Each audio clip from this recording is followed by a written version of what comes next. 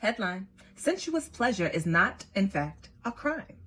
So sensuous pleasure is simply the gratification of your senses. That is your sense of smell, taste, sight, hearing, touch, right? And because of the way that a lot of us were brought up in this particular country with the Judeo-Christian ethos, we end up talking a lot about sacrifice and lacking of something as a form of virtue, which basically divorces us from our ability to fully experience sensuous pleasure. Not to mention that if you're Black, so like racism and sexism have also deemed Black bodies and women's bodies to be overtly decadent and beyond, decadent beyond reason and temptuous and something that should be shamed and put aside in order for you to have higher learnings and leanings.